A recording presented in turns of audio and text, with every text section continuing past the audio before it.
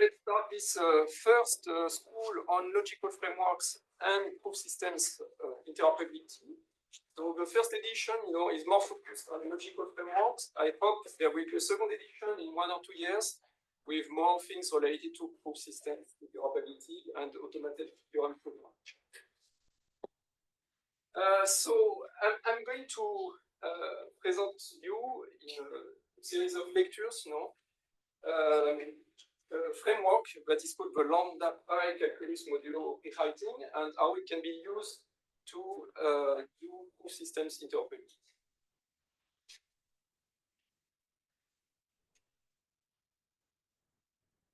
So in the first lecture, I'm going to give you some introduction to proof systems interoperability and what is being tested on this, and some introduction to the lambda pi calculus modulo rewriting. It will be a slow introduction, so I will start because I don't know how familiar you are with lambda calculus and dependent types and so on. So I will introduce basic notions about lambda calculus and dependent types. And tomorrow we will see then pure type systems and rewriting and how to use this. And we will have some practical session using the lambda pi proof system. Okay, so I invite already today to go on the GitHub page of lambda pi and see how to install a lambda pi on your machine for tomorrow so that we do not lose time tomorrow. And then on the third day, we will see how to use this framework to encode different logics, starting from first order logic and then going to higher order logic or even pure type systems.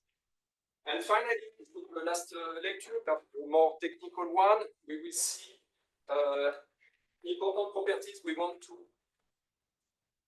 have of this encoding on this logical framework and how to put some of them and how they relate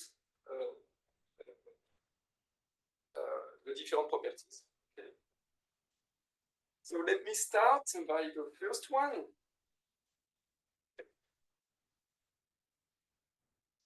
So first, I would like to mention, perhaps you know Gilles de Weck.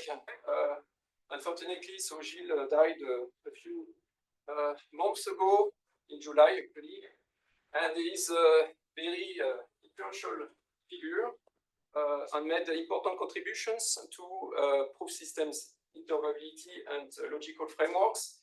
And so the whole symposium is dedicated to his memory. Okay, so I will have the opportunity to speak about some of these contributions.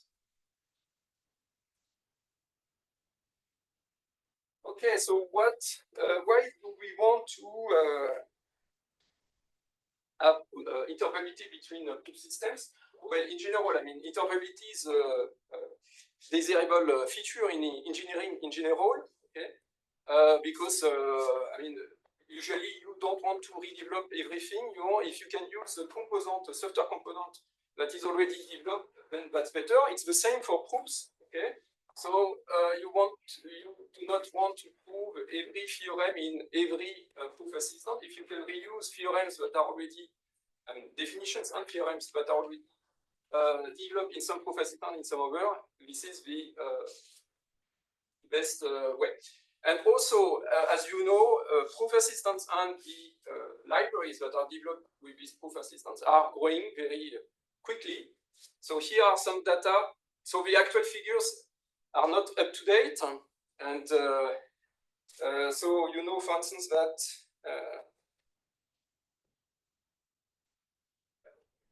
yes. So Lean, for instance, is developing very fast. So probably now it's much more now. But it's just to give an idea of what we are talking about. So we are talking about databases of proofs with tens of thousands of files and millions of objects. By objects, I mean types, definitions, and theorems, lemmas. So this is a lot, and it's growing. So what is interesting to mark that in each of these systems, you have basic libraries for integers, reals, this kind of things, okay? But also you have some definition equivalents that are available in only one system, because it took several years to several people to formalize this definition of this field. Okay? And so it's difficult to imagine that someone is going to redo the same thing in some other system. So what can we do? And interoperability is interesting for the two cases, you know, not only for big theorems, but also for standard libraries. Okay? Because if one day you develop a new proof assistant, okay, do you want to rewrite from scratch a full standard library? It's a big work. Okay? So if you can reuse a standard library from some other assistant, then it could be much easier to test your new proof assistant. Okay, and so can we translate proofs, definitions of proofs from one system to the other?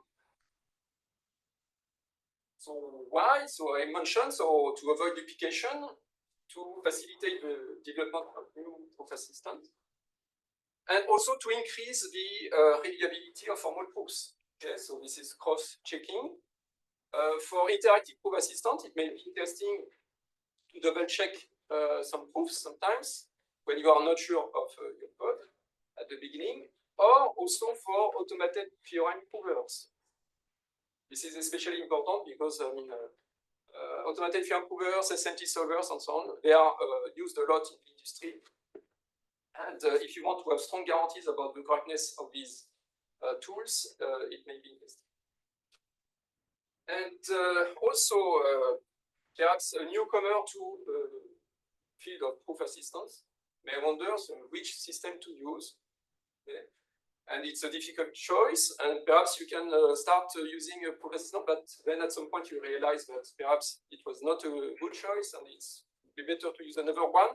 So what do you do with your work?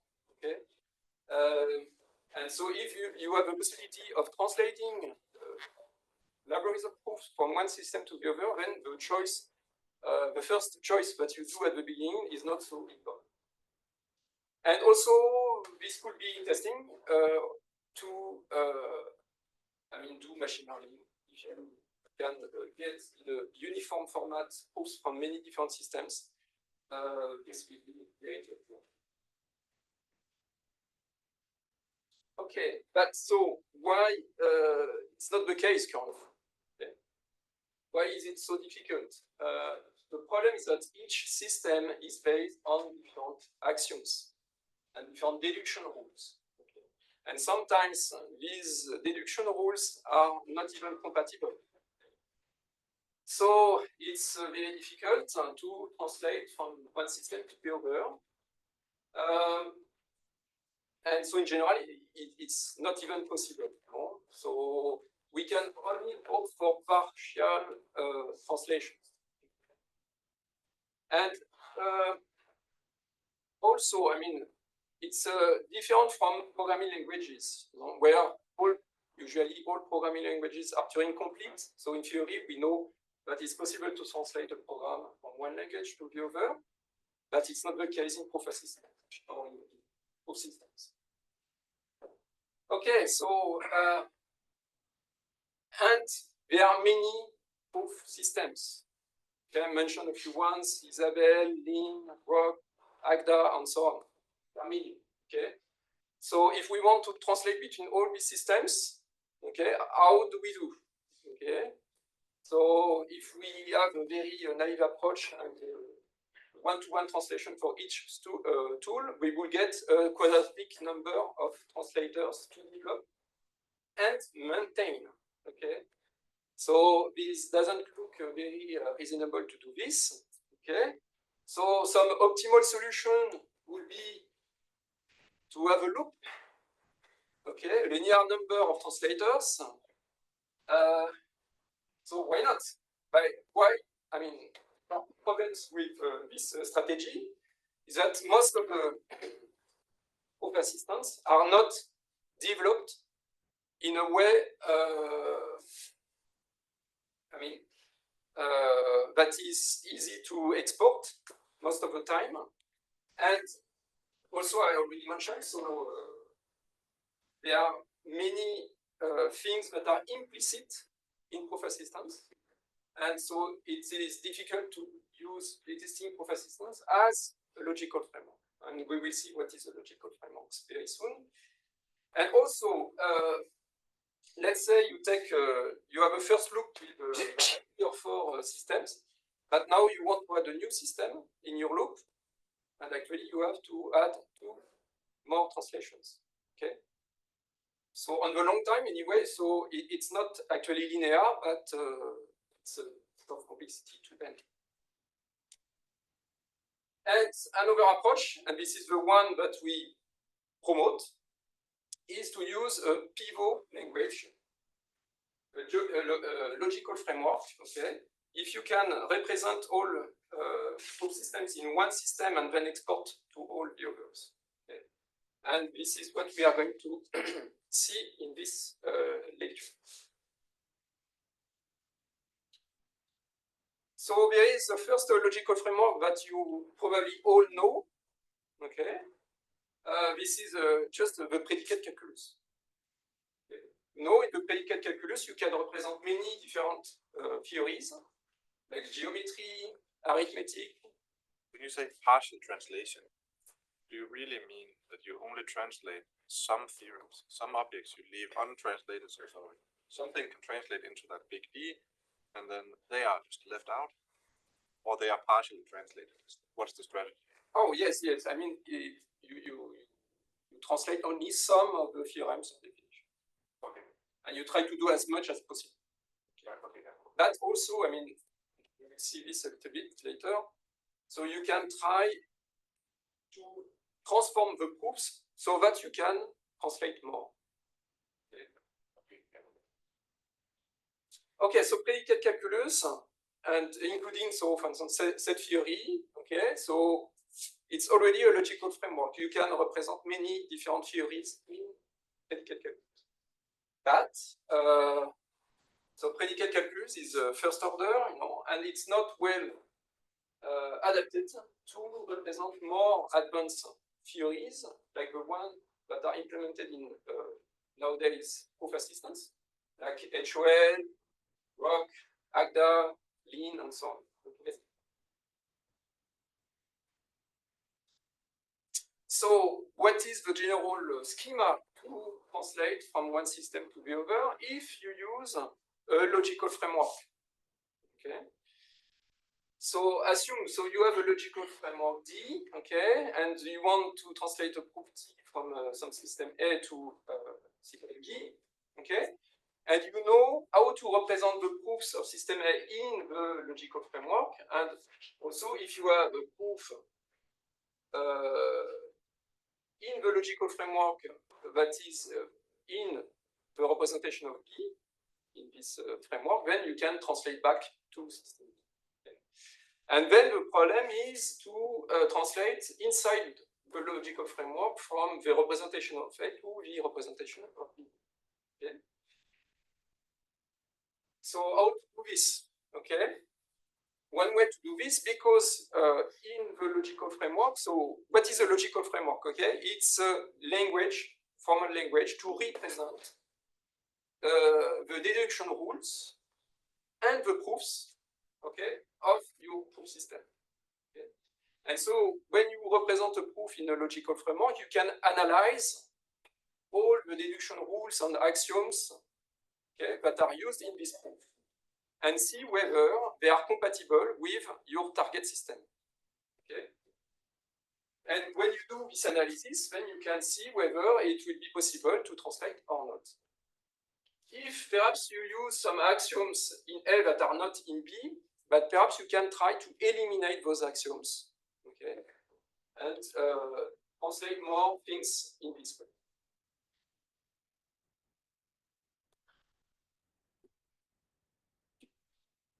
But the key point to ease this translation, okay, because you could represent a system in very different ways in the logical framework.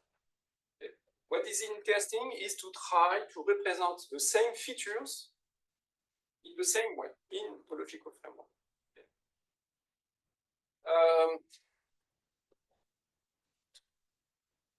And so we are going to see this together later, but already I give you this picture to show you that in the logical framework of the lambda pi calculus modulo rewriting, it's possible to define many different theories in some uniform ways, okay, just by using a number of constants and equations. Okay. And starting from just minimal logic, okay, and adding quantifiers and some other connectives, and then some other features, like for instance, quantification on functions, impredicativity, dependent types, predicate subtyping, like in PVS, for instance, or even going further and having calculus like the calculus of constructions that are at the basis of systems like ROC. And so when you represent a proof in this theory here, okay, then you can see what are the constants and equations that are used to represent your proof. And then you can see to which system you can translate this proof. And so later, in tomorrow perhaps, or the day after, we will see how to, we will come back to this picture and see how to encode different logics in this framework. And so all this is theory, but now in practice. In the end, what we want to have actual tools that really can handle the translation of big libraries, okay, from one system to the other. Okay, so there is a practical issue also. And so we also started to work on this. And so the implementation of this calculus, the lambda pi calculus modulo rewriting, there is a concrete implementation that is called deducti. Okay, and we have developed some extension of it with some additional features like implicit arguments and so on. And so currently, so we can translate many different systems. Perhaps not all of them, but some important part of them into deducti or possibly through lambda pi. Okay.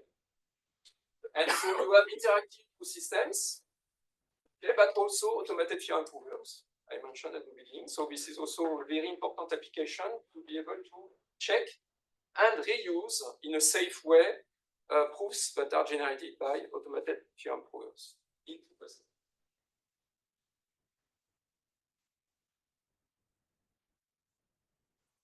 And so we can translate a number of libraries into deducti.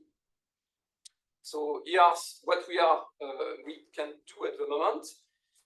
So for instance, all light, we can translate most, all, but it requires a lot of computations because all light is a very low level logical system. And proofs are maybe very big, okay? So it's just a matter of time to get all the libraries. Okay? But for instance, we have already the multivariate library of all light, if you know all light.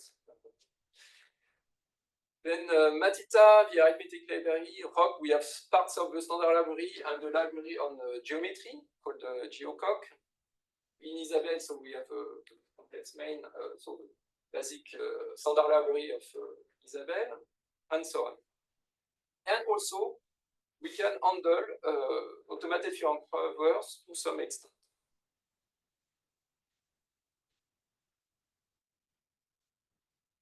And you can find some translations now, okay? So we have seen how to translate to deducti, but also now from deducti, you can translate to a number of systems. So to open theory, which is a format used by system based on higher order logic, COG, PVS, Lean, AGDA. And so we have a representation in this system, a translation in these systems of the arithmetic library of Matita, and also of the multivariate library of all light in COG. And you can find all this on the internet. Okay. So this was a general overview of this problem of proof system interoperability. Now we are going to see in more details what is this framework, so the lambda pi calculus modulo rewriting. So what is it?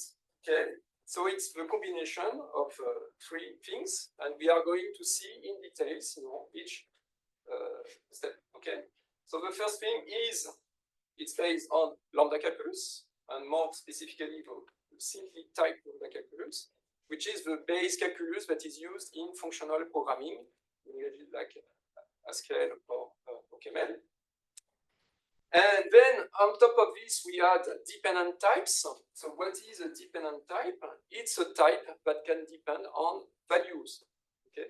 So for instance, the type array of some integer. Okay. So arrays of some size. Yes. And then we can add some equations, actually oriented equations, and we identify types modulo those equations. And so we are going to see this step by step. So I'm going to recall a number of things on lambda calculus because I don't know whether all of you are familiar with this. So what is lambda calculus? It's also a framework that has been introduced in the 30s to represent functions. Okay? And also we are going to see predicates in logic. And so the funny thing is that initially it was thought as a possible foundation for logic, but quickly people realized that it was not consistent. Okay, but it has been very important because it has been the basis of computability theory and functional programming, as you perhaps know. But we are going to see that so pure lambda calculus, if we add some typing discipline on top of it, then we can get a consistent system.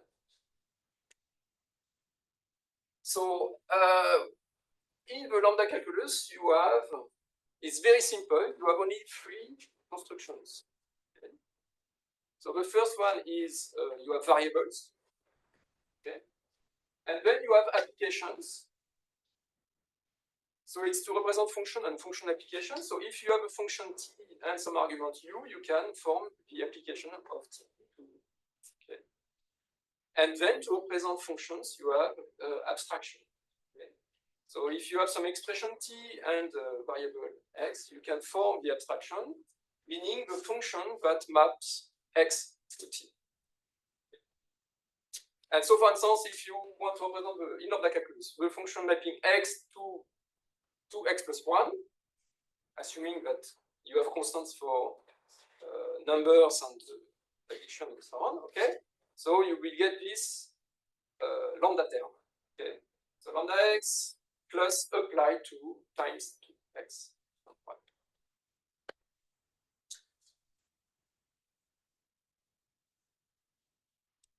Okay, so the first remark, we can say that well, the function that maps x to 2x plus 1 is the same as the one mapping y to y plus 1, okay? And this identification we do between these two functions, it's called alpha equivalence, okay? So it looks very simple, and most of the time we do not care about this, in math or in computer science. Okay. But when you have to implement a proof assistant, then it gets important. And probably Ambros and Pesh are going to talk about this more later. So I just want to do the following remarks. So we are going to work modulo alpha equivalence, but it means that you have to be very careful. So it means that all the functions and relations that you define on lambda terms, usually, you need to make sure that indeed they are compatible with alpha equivalence. And it's not that simple. And actually, there is a lot of literature and research on this topic until now. So let's see a very simple example. What if you want to compute the list of free variables of a term? So free variable is a variable that is not abstracted. Okay. So you can define by reduction. So for x, it's a singleton x. If you have an application, then you do the union of each subterm. And in case of an abstraction, so you compute the free variables of t and you remove x, because x is abstracted. And you can formally calculate that this definition indeed is invariant by alpha equivalent. So if you take two, I didn't give you a definition, but if you have a definition of this and T and U are equivalent, then you can check indeed that the two sets are equal. Okay, so you indeed have a notion, so a free variable that is invariant by alpha equivalent. So let's see now how to define substitutions on lambda terms. So what is a substitution? It's a finite map from variables to terms. So you want to replace some free variable by some term. And so we call the domain of a substitution the set of variables that is mapped to something different from variable. Okay. And then how to define substitution of the term. Okay. So let's try to do this definition together. So if I have a variable, then I just apply the substitution, okay, if it is in the domain, okay. If it is not, then I just return x. In case I have an application, then I can just apply the substitution recursively on each subterm, okay. But now what happens if I have an abstraction, okay? I want to apply the substitution sigma on lambda xt. So what we would like to do is, well, let's apply the substitution to the subterm t and rebuild an abstraction. But is it correct to do this? Is it invariant by alpha equivalent? Let's see an example. If you have a function lambda x, y, so it means a function that maps x, any x, to y, so it's a constant function equal to y. And I want to replace y by x. Is it correct to do this? So if we apply this definition here, what we get is the identity function.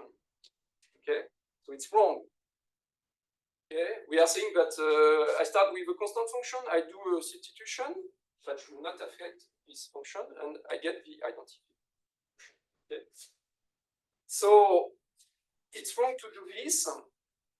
It's not invariant, okay, by alpha equivalent. So because lambda xy is alpha equivalent to lambda zy, where z is some over variable. Okay. So it means that the definition of substitution on lambda terms is much more complicated than in the basic first order case, where you do just a replacement. Okay. So we have to be very careful. And when we define substitution, we have to rename the variables on the fly. And one possible definition is the following one. So I rename x by some variable y, so that, I mean, y is not a free variable in the abstraction and is not in the codomain of the substitution. Okay. So that I'm not going to capture a variable like in the previous example.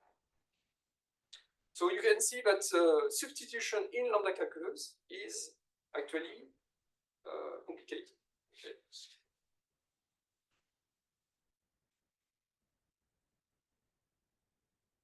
Now, so we can represent functions. And how do we compute with functions? So this is the semantics, operational semantics of lambda calculus. It's called the beta reduction. And it's just, okay, if you have a function, okay, so x mapping x to 2x plus 1. If you apply to 3, for example, then you should get the expression of a function where x is replaced by 3. And this relation is called beta relation. When you have an abstraction applied to an argument, then you do a substitution. Yes. And this is the same thing. So in programming languages, so you write some code for a function. You have formal arguments, but when you compute these formal arguments, are replaced by the values, by the actual arguments. And so it's not just at the top, but also it can be, the substitution can occur anywhere in a term. Okay? Because if you have a term with several function calls, okay, it's not just at the top. Okay? So we take what we call the closure by context. So we can have beta indexes, so the left-hand side of this relation, anywhere in the term. And when the term cannot has no subterm of this shape, okay, we say that it's in normal form. We cannot reduce it in double. So now let's see what are the properties of this calculus. So the first one, very important, is that it is confluent. Okay. So what does it mean? It means that if you start from a term t and do several beta reductions in some direction to u or some other beta reduction, some other direction, so and you get another term v, okay, then you can always find a common reduct between the two. Okay. So what does that mean? It means that whatever the reduction strategy that you follow, it doesn't matter, you will get always the same result at the end. Okay, so it's a very nice property. It means that also you have at most one normal form, which is the value of your computation. Okay, so if you have a numerical function, you expect when you run your program, you get always the same result at the end. Okay, this is what happens in programming languages or in proofs.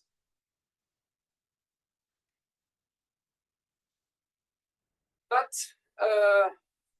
this calculus does not terminate.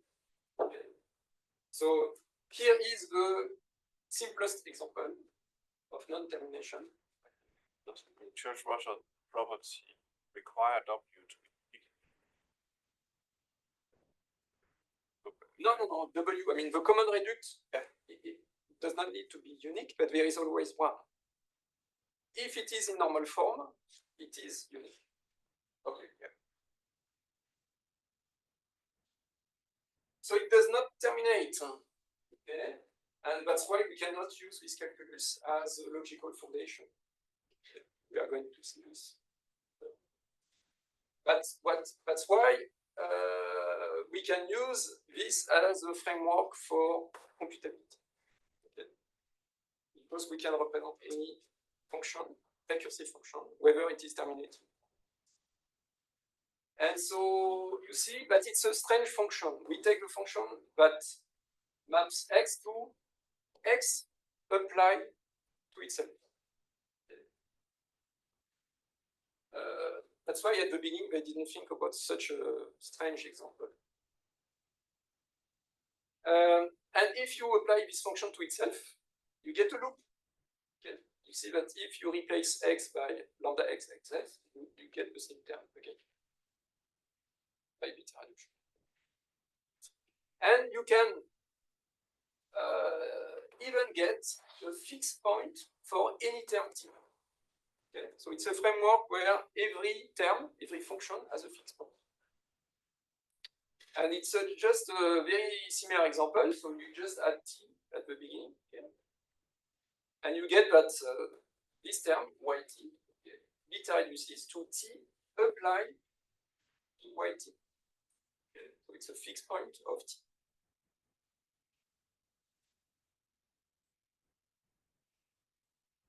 And so that's why it's Turing complete, and you can use this to represent any function programming languages.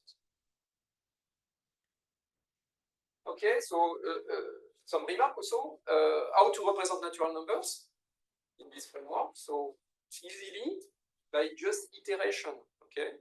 So natural number n is represented by, take the abstraction, so a function mapping f and x to f n times applied to x. And like this, you can represent natural numbers, and then you can define functions on natural numbers and encodings of more complex data structures. Okay, so now let's move to simple types. So I mentioned already, so it was proposed as a foundation for logic, then we realized that it was not consistent. So why? So we have seen this example that we have a function applied to itself. Okay? And perhaps if you know a little bit of set theory, we should remind you of something similar that we get in naive set theory. Actually, there was a similar problem at the very beginning of the development of set theory, because at the beginning, people were considering that we could build sets without any restriction. And so, for instance, we could define R as a set of, so all the sets that do not belong to constants. This is also a strange definition. But if you take this definition, you get that both at the same time, so R belongs to R, and R does not belong to R. Okay.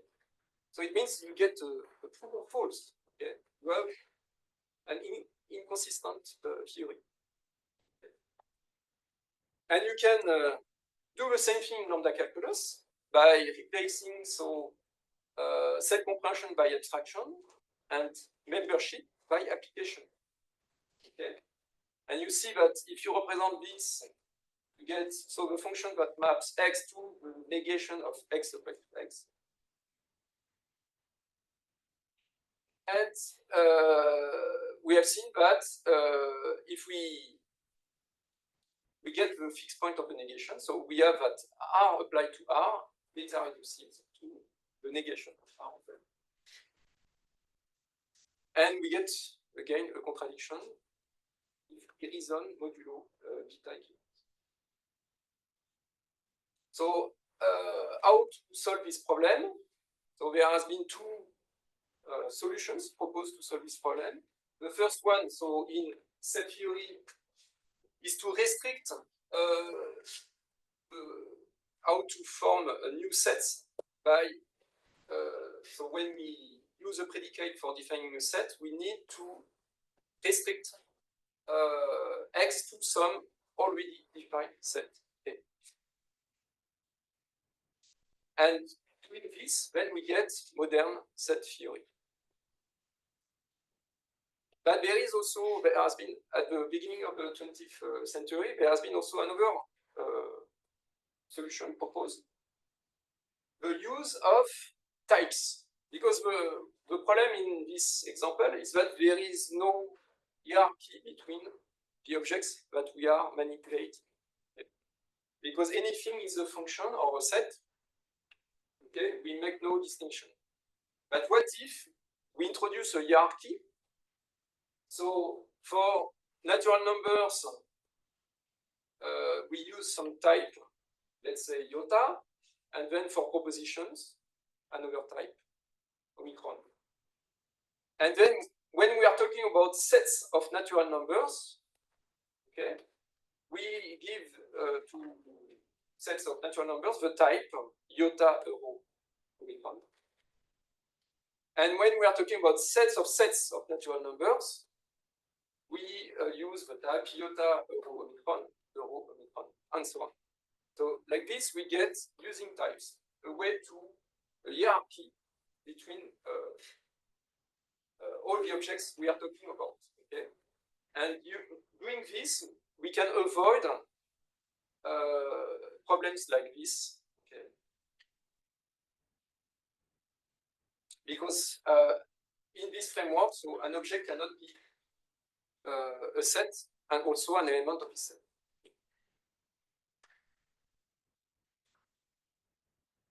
So the formal definition of this has been done by Church also, but a few years later. Okay, so what is it? So we assume given a set of type variables, or type constants, and from these type constants we can form eurotypes to represent functions. Okay, so the type A euro B represents the functions from A to B. And among the constants that consider Church, there is the type iota and the big one. Okay. But now, of course, you in programming languages, for instance, so you have the same type discipline, well, but you have also other constants for types like integers, float, and then some other data structures. And also now, in lambda abstraction, we are going to specify the domain of the function. Okay. So now, when we are talking about an abstraction, we have to say in which type is the argument. Okay. So it's a function x of type A to t.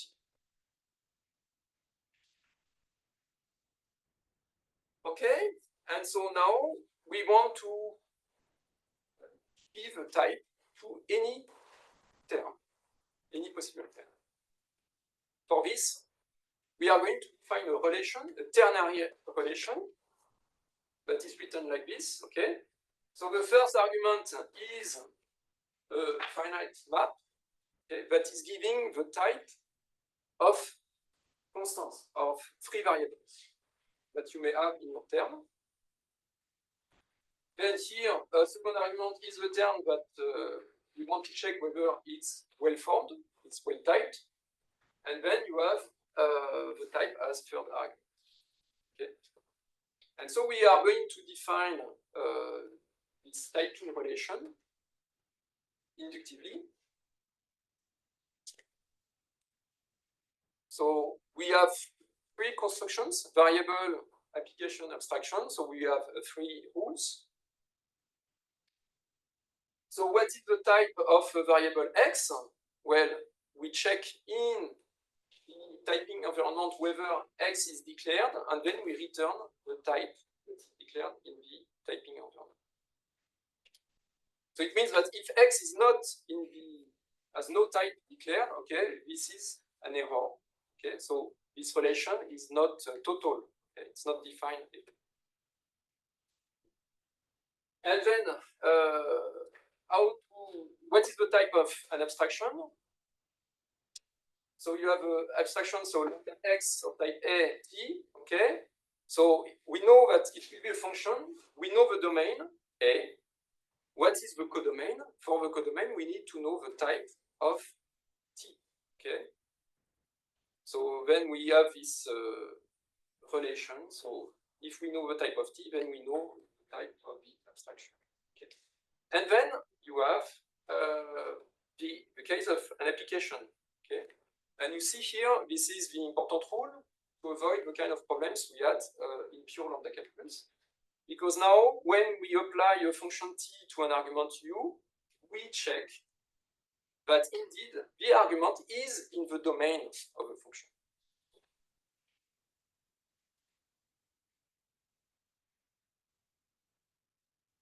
So, to summarize a little bit, what are all the properties of this calculus when we restrict to well-typed terms? Okay? First, okay, we cannot type anymore x applied to x. Okay? Because if we try to do this, so if you have x applied to x, the first x, it must be a function. So it means that it's going to be of type A, euro, B, okay? And because the argument must be of type A, okay, x is also of type A. Okay? But there is no type A such that A or B is equal to A. Okay? So this is not possible anymore.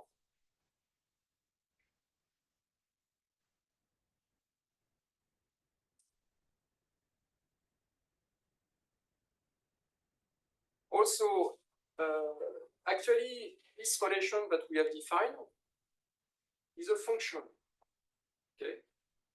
But it's a partial function, okay? Because this term has no type, but you have at most one type. Okay? So it means that you take any term of a lambda calculus, some are typeable and some are not. But there is a unique type. Okay?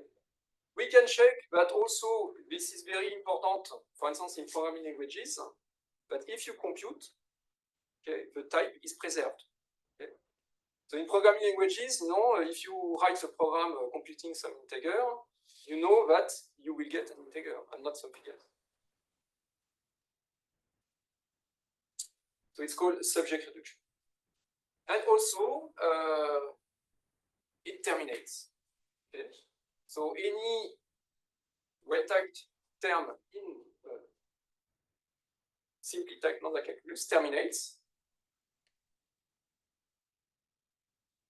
And now what about type inference and type checking? So what does that mean? Type inference, it means given the typing environment for constants and free variables and the term t, does there exist a type for t? Okay. And this problem is decidable. Okay. So it's easy to see, you remember, because we know the type of free variables. The domain of an abstraction is given by the term itself, because abstractions are annotated by the domain. Okay. And then you can easily infer a type for the term. And it's so it's decidable. And also type checking. So type checking is a little bit different. So now you give a type and you ask whether the term t has this given type. Okay? So you don't have to guess or to find the type. No, you are checking it. And this is also decided. Okay? So, do you have a question about all this?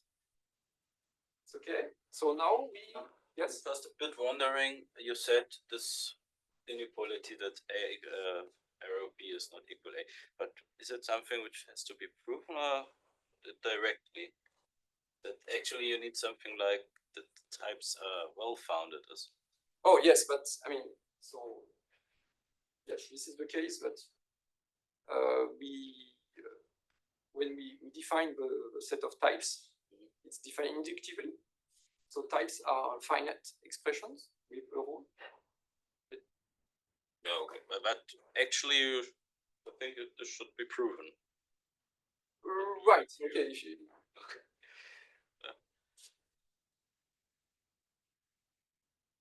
No other questions? Okay. So now let's move to dependent types.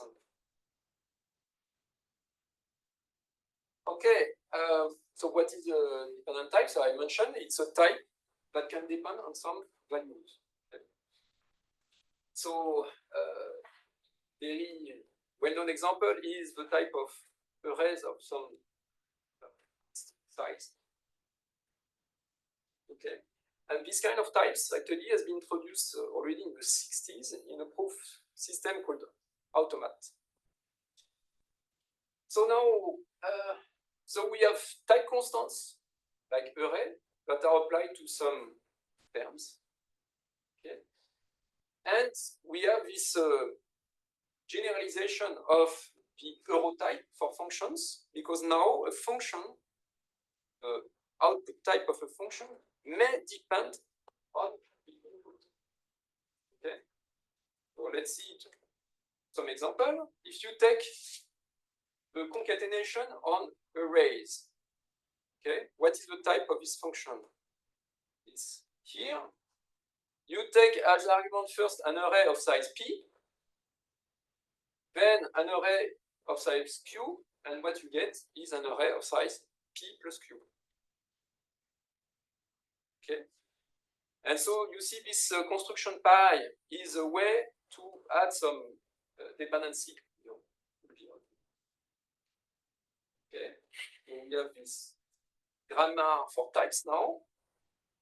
The pi x a b, so it's like a function from a to b, but in b perhaps there are some occurrences of x. Okay. And so we abbreviate p x I b as a or b in case there is no occurrence of x in b. Yes. This capital X, are you taking it from some separate set of things, or is it from the same set as A and B? No, no, it's a set of constants. Okay.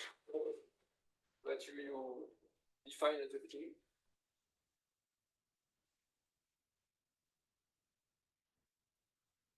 Okay, and now, so this function of concatenation, what happens if you apply it to actual arrays? So an array A of size 2, an array B of size 3.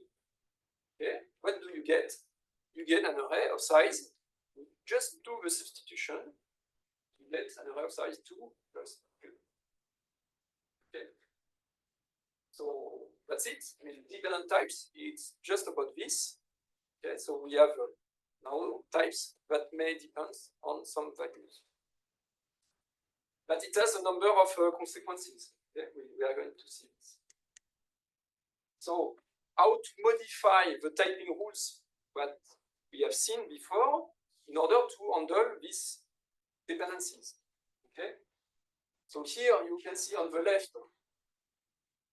On the left you have the rules we have seen before for simple types. Okay. And on the right side, okay, we need to modify the rules. Okay. So before, for an abstraction, we had an euro type. Okay, so we had B as output type with no dependency on X. But now we have this new pi type constructor, okay, to represent potential dependencies in the output type. Okay, and then when we do an application, we have to take care to replace in the output type the parameter x by the actual value of the argument. Okay. So here now we have substitutions in types when we do an application. But then you get may get types like this, you know, an array of size the identity applied to 3 and the array of size 3. And so you want these two types to be identified. And for this, we now are going to add a new where we identify the types modulo beta reduction. Okay. So if T is of type A and A is equivalent modulo beta reduction to some other type A prime, but then also T is of type A prime. So you see that if we do this, then a term has no unique type anymore. The term can have a type A and a type A prime. Okay. So now, how to make sure all this is right? Okay. We go back to simple types. Okay. We define the types using some constants and the euro type constructor. Okay. And they are well formed by definition. Okay. Then we define terms. So variable abstraction application. Okay. And then we define what are the well-formed terms by using a typing relation. But now, types depends on terms. Okay. So it means that not all types are well formed because we have rules for terms. And so it means that we need also rules to make sure that type is well formed. Okay. So let's go back to what is a simple type after all. Okay. A simple type is a refinement of a notion of arity. Okay. When you use a simple type, you do not just say that your function takes two arguments. You say what are the type of each argument, what is the output type. Okay. So, for instance, the addition, you say, okay, it's a function mapping, taking two arguments of type n and returning something. And then you can say that 2 plus 2 is, by application, is something of type n. Okay. But you can say that, okay, 2 plus 2 of type n is an expression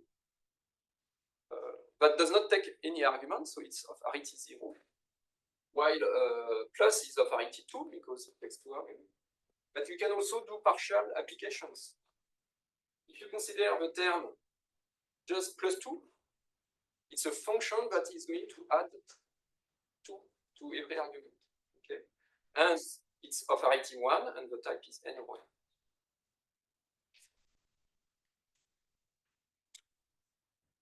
So to introduce some typing rules to check that the simple type is well formed, we can do this very easily. Okay, we say that any type constant is of type a new constant that we introduce in the framework, capital type, to give a type to type expressions. Okay. And then an eurotype A, euro B is well formed, so of type B type, if A and B both are well formed of type B type. Okay? And once we have this, you can see that it's to extend to the case of dependent types. Okay. Because then, make sure that an expression, so pi x a b is well formed, type big type, then we just need to check that b itself, so first a is a type and b is also a type, assuming that x is of type A. Okay. And here, so this is typing rules. Perhaps we are going to type a big, okay? Perhaps we are going to use typing rules that we have seen before on objects on X. Any question? Okay, so what is the, yes? Two symbols that you reuse over and over. One is colon, the other is comma. Right, I suppose first line of premises, comma is a comma that separates gamma from colon A, right? But in the next line, comma is part of the expression lambda pi x of type A, comma B. Yes. And likewise, the pi expression has a colon, right? But the whole expression in the conclusion also has a colon. And haven't specified actually precedence rules of colon and comma.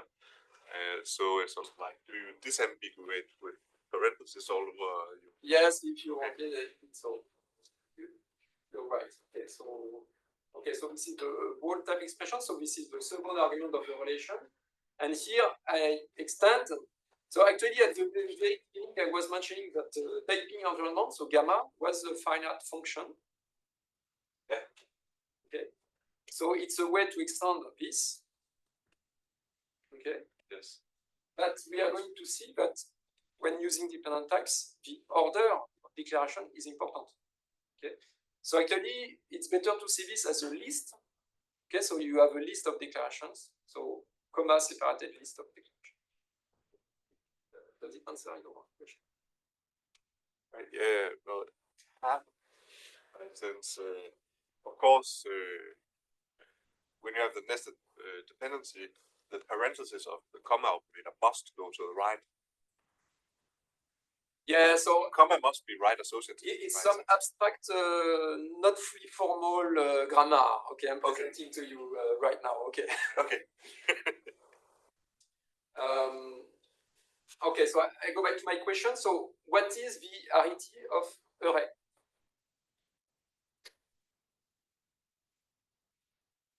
So,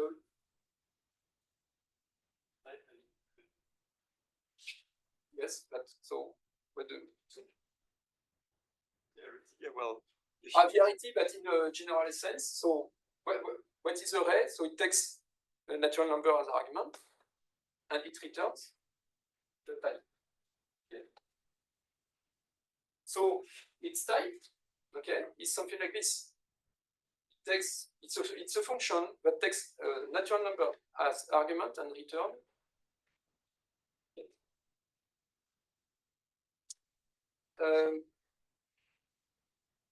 Well, so let's summarize what we have seen until now. So we have seen there are three sorts of things. Okay, we started from objects like 0, plus, 2, and so on. Then we introduce so the arities of objects. They are called families, like n, n over n, array of size 3, and so on. Okay, and then we have a new category of terms, which are the kinds, which are the arities of families. Okay, because array, okay, is of type n euro type. Okay, it's not part of this category, it's a new category. But we could imagine things like this, you know, array 3 euro type. And so you have these three categories of things. We have typing rule for objects to make sure that an object is well formed. Typing rules for families to make sure that the family is well formed. But yet we have no typing rules for kinds to make sure that the arities of families are well formed. Okay. So we need another set of rules to check that kinds are well formed, because kinds can depends on families and objects. Is it okay for everyone?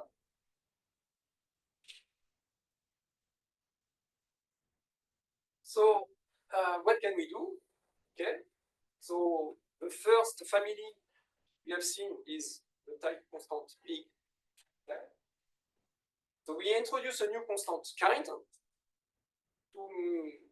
type kinds. Okay. And so we have first, so big type is a kind. And then we can form new kinds using this rule. So for instance, n euro type, which is the arity of the type constant array, is of type kind, okay, because type is of type kind, and n is a type. Okay.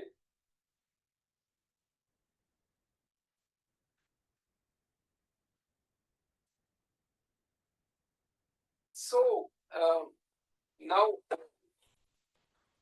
we can even add something more, because we have all the ingredients. We can also add abstractions on families. Okay, why not? For example, the function, so lambda n euro n, the rest is n. So it's a function, it's just the eta expansion of array. And so then we can add rules similar to the previous ones, but on family. And you see the arity of a family is the kind. Okay. But now we get also these types here. And we would like to identify these two kinds. Okay? If you have an array of size identity of type, okay? So you want to identify the two, and so we add a rule like we have seen before, where on families we identify families that are beta equivalent. Here we identify kinds that are beta equivalent. So step by step, you see that it gets complicated. So we started by simple types, okay? And in independent types, we see that we need the rules we had before, so to check whether an object is well formed. But in turn, we get that we need rules to check that simple types and dependent types are well formed. These are called the families, okay? And the families themselves have some arity, and this arity is called a kind, and we need rules to make sure that the kind is well typed. Okay, and we almost have a complete type system, so now we just need to add rules to declare constants in the typing environment. So we can declare the type of an object, X, or of a type variable, or a type family, big X. Okay. So in one case, the type of X is something of type big type, so it's a family. In this case, it's K, so something of type big kind, it's a kind. Okay.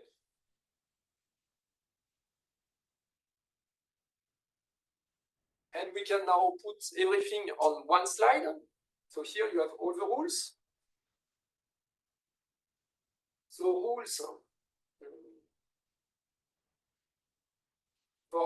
to introduce new constants, so either object or family. You have a typing rule for objects. Okay. So it's what we have seen before. It's just a generalization of rules for simple types. Okay. Plus the fact that we identify types modulo beta reductive. And you have the same thing for kinds. Okay. And here you have the rules for kinds. Does this calculus coincide with the corner of the lambda cube with that's depending on terms, or is it different? I'm not quick enough to Yes. So actually, so what I show here is called the lambda pi calculus. It's also called LF. Okay. So it's the simplest calculus with both simple types and dependent types. And it's going to be the basis of the logical framework that we are going to use, so deductive. Okay. It's also the basis of logical framework MMT that Florian Rabeux is going to present in his lectures. And I don't know, probably Ambrus and Andrzej are going to talk about this also in their lectures. Okay. But in a different way. And let me check what time is it. Well, okay, I finished earlier. I wanted to stop here actually, but I still have quite some time. If you have some time, maybe you can. You said at the beginning that we should install this lambda pi or this. Maybe you can show us where it is. So you go on GitHub. Yeah, you should. You said something about. Yeah. Okay, you check GitHub lambda pi, and on the GitHub lambda pi webpage, you will find all the explanations to install lambda pi. So if Basically, you need OPAM. yes, if you have OPAM, it's very easy. You can just write OPAM install lambda pi. You get it in your computer. I know it works well on a Linux system. If you don't have a Linux system, I'm afraid I cannot help you very much. Works well on a Mac. On a Mac also, yes. But it's Linux. There's a Linux subsystem. Well, Is it deductible then on the Pi? yes. Yeah. I noticed what the ambiguity was when I looked at rule again. So you take the rule for abstraction family. So in the conclusion for the function abstraction rule, there's a comma. There's lambda x comma a colon a comma b. So we are missing parentheses. Yes. That comma is right associative, because if there's a lambda more inside of b, then the parentheses go around that. But the beta. But in the premise you have gamma comma x colon a, right? But if you extend that list, you say colon y has small type comma comma comma, right? Then that comma in the premise, in the line of premises, that's a left associative comma. If you in the premises there's a comma, right, which associates to the left. In the conclusion there's a comma that associates. You have to be more confused. I can point to you. No, but okay. But it's a meta variable here. Yes. But actually, maybe it would be quite nice. But this rule, the formula in this rule, maybe you can write it on the blackboard with parentheses.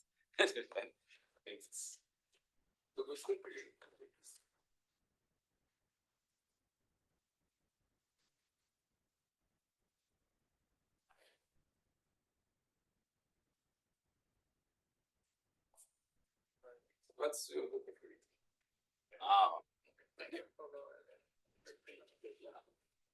But the problem occurs if you have a proof for some term where b actually contains a lambda again. The parentheses need to nest inside of b. Yeah, but this is abstract grammar. We don't care too much about concrete syntax. Right. But indeed, I mean, when you implement a system, it's very important to be careful about this, for sure. Oh, there was like notation where it was like a beta reduction, but one of them had an epsilon, one of them had a star. Yes. I have no idea what the difference between the two. I didn't explain much. Let me go back to this.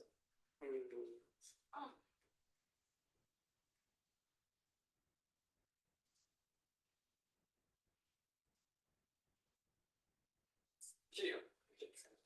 So it's a notation to mean that here we do a reduction at the top level of the term, because here, so you are reducing lambda x t u, okay? This is the top of your term, okay? So you have, if you represent this as a tree, okay? So you have a top node application, and then you have lambda x node t and u, okay? And the epsilon means at the top position. But imagine that you, inside a T, you have another index, okay, and you reduce it. Then you need to use the closure by context. So here you have a top reduction, this is this one, okay. And then inside, so on the left of an application or on the right of an application or inside an abstraction, you can also recursively have a reduction. Oh, okay. What is negation in lambda? The negation? Yeah. Yeah, no, wait. This was in the example with set theory and so on. Yeah, you can imagine that it's just a constant. Okay. But you could define this, you know. So, and we are going to see, by the way, later, you know, how to define different logical system in the lambda pi calculus, negation. You had, sorry for asking. So you had this, so the naming of your calculus was lambda pi slash curly r. rewrite, right? Yes. And but the rewrite rules you have introduced so far, they are just the reduction rules of the lambda calculus, which usually we would sort of just call the semantics or the interpretation of the lambda calculus and denote by sort of a square bracket. You have a different meaning, curly r here, sort of, oh, actually this built-in operator plus or not, maybe plus is associative and not is. So for the moment, they are just variables or constants. Variables or constants. And but in the next lectures, we are going to see. We are going to introduce some new reduction rules to define some other operators. So you could imagine to have rules for addition. Why not? And so on. So the purpose of the curly r has not revealed itself yet. No. Okay. Yes. We are going to see.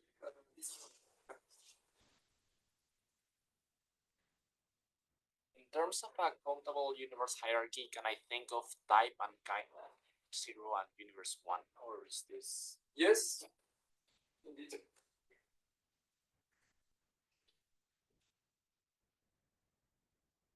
I would like to ask about the better deduction rule for the lambda. I assume I would like to ask whether, like, in the second rule for reduction, where you ask for like x to be not be in the environment, is this better deduction rule the reason for it? So here to apply this rule, you don't need a typing environment. It does not depend on typing. I mean, proving like specifically the lambda better deduction rule, like in terms of like the context. Do you mean this? Yes. Yeah. So here we were in the pure lambda calculus, so there was no type annotations in abstractions. But when we move to dependent types, we have to extend this also and add the type annotation, so the domain of the abstraction. So is it your question? So we will have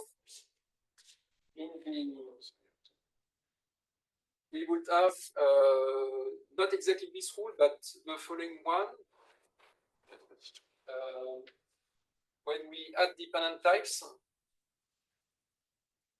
okay, so we would add this lambda x a u.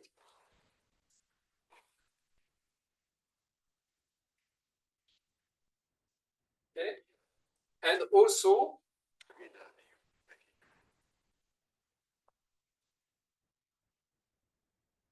we could have reductions in the type annotation.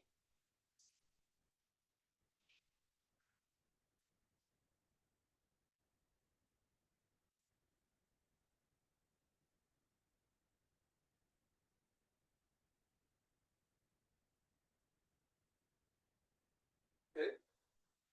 So we have to generalize this, So closure by context, it means that we go through all the constructions, and subterms. Does it answer your question? Yes, yeah.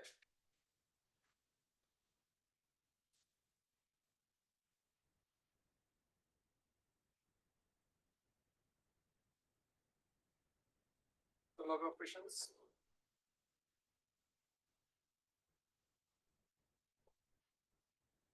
No, that's okay. I will add some links to the slides if you want to read them after the lecture. That's it for today, I think.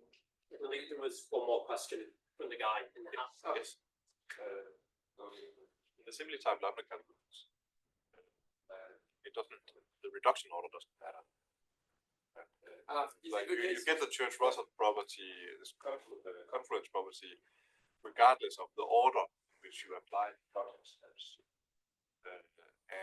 But if you extend with terms, do you lose this property? Or is it because this variant of the lambda calculus has all the, No, it does not allow you to write So program? we are going to see tomorrow, I mean, the properties of this calculus. And many of the properties we add for simple types is preserved. I mean, many of them are preserved, including so confluence and so on. So we are going to see this. So actually, I mean, yes, we are not going to see the proofs of these properties. This will be in the fourth lecture, in the more general case of dependent type plus rewriting.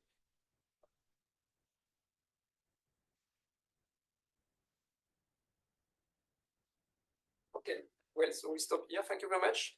And so we can have a coffee break.